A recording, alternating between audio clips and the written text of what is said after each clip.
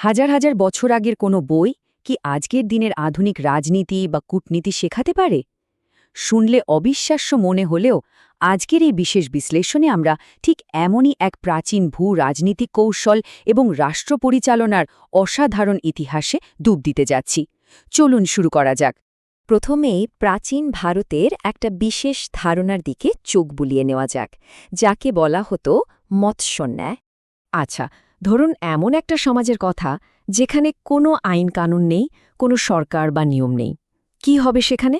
ঠিক ধরেছেন, নদীর গভীরে যেমন বড় মাছ অনায়াসে ছোট মাছকে গিলে খায়, ঠিক সেরকমই ক্ষমতাবানরা দুর্বলদের ওপর আধিপত্য বিস্তার করবে। এই চরম অরাজক আর ভয়ঙ্কর পরিস্থিতিটাকেই বলা হতো মৎস্যন্যায়। আর ঠিক এই জায়গাতেই একটা কড়া নিয়মের বা রাষ্ট্রের দরকার পড়ে। আর এই মৎস্য ন্যায়ের অন্ধকার থেকে সমাজকে টেনে তুলতে দৃশ্যপটে হাজির হয়েছিলেন এক অসাধারণ দূরদর্শী মানুষ। প্রাচীন তক্ষশিলা, যা এখনকার পাকিস্তানে অবস্থিত, সেখান থেকে উঠে এলেন অসামান্য এক প্রতিভাবান পণ্ডিত। তিনি গভীরভাবে বিশ্বাস করতেন যে একটা সুসংগঠিত কল্যাণগামী রাষ্ট্র ছাড়া এই বিশৃঙ্খলা থেকে বাঁচার আর কোনো উপায় নেই।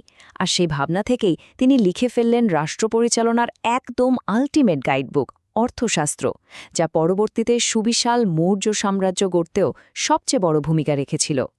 ইতিহাসে এমন মানুষ সত্যিই খুব কমই দেখা যায় যিনি একসাথে এতগুলো বড় বড় দায়িত্ব সামলেছেন। কৌটিল্য, চাণক্য বা বিষ্ণুগুপ্ত, যেই নামেই ডাকা হোক না কেন, তিনি কিন্তু একজনই। তিনি একাধারে ছিলেন তক্ষশিলার প্রখর এক শিক্ষক, সম্রাট চন্দ্রগুপ্তের প্রধান উপদেষ্টা এবং সেই বিখ্যাত অর্থশাস্ত্রের রচয়িতা।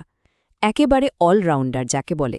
এবার আমরা জানব তার সেই বিখ্যাত সপ্তাঙ্গ তত্ত্ব বা একটা সফল রাষ্ট্রের 7টা মূল ভিত্তির কথা।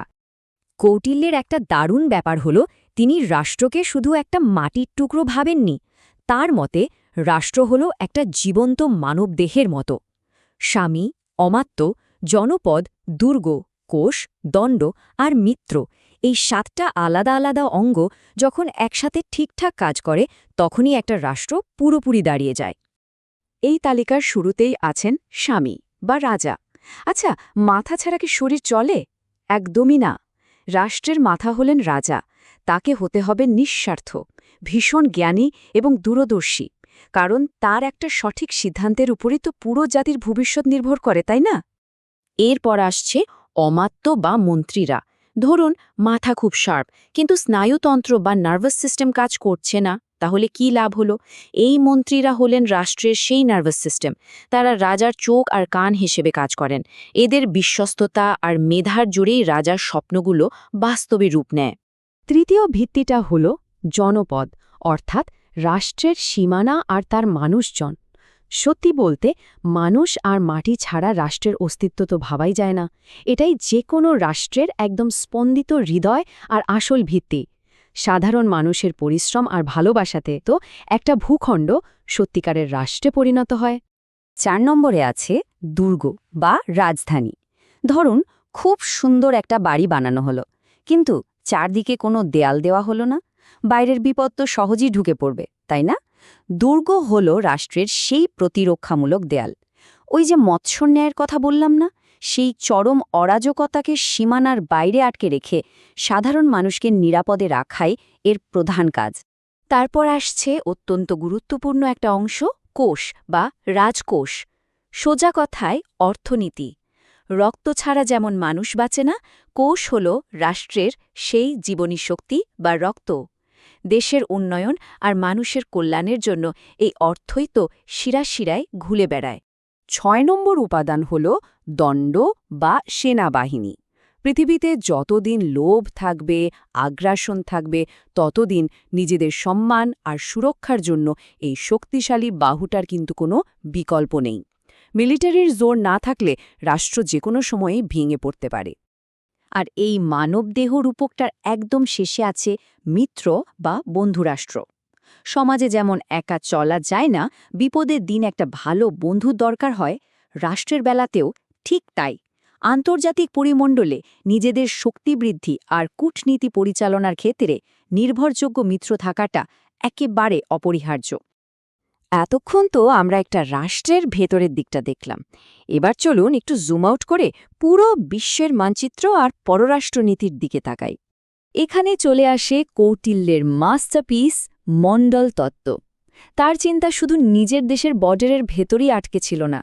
টিকে থাকতে গেলে বাইরের দুনিয়ার সাথে কেমন সম্পর্ক রাখতে হবে, কে সম্ভাব্য বন্ধু আর কেই বা শত্রু হতে পারে, আন্তর্জাতিক সম্পর্কের এই পুরো জটিল আর কৌশলগত জালটা তিনি সেই সময়ে নিখুঁতভাবে বুনেছিলেন। এখন একটা প্রশ্ন আসতেই পারে, 1000 বছর আগের এই পুরনো তত্ত্ব কি আজকের আধুনিক যুগে আদৌ কোনো কাজে লাগে?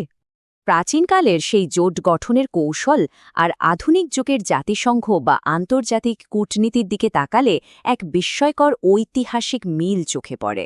আজকের বিশ্ব রাজনীতিতে আমরা যে ব্যালেন্স অফ পাওয়ার বা শক্তির ভারসাম্যের কথা এত বলি, তার মূল ভিত্তিটা কিন্তু সেই 1000 বছর আগেই অত্যন্ত চমৎকারভাবে তৈরি করে দিয়ে গিয়েছিলেন কৌটিল্য।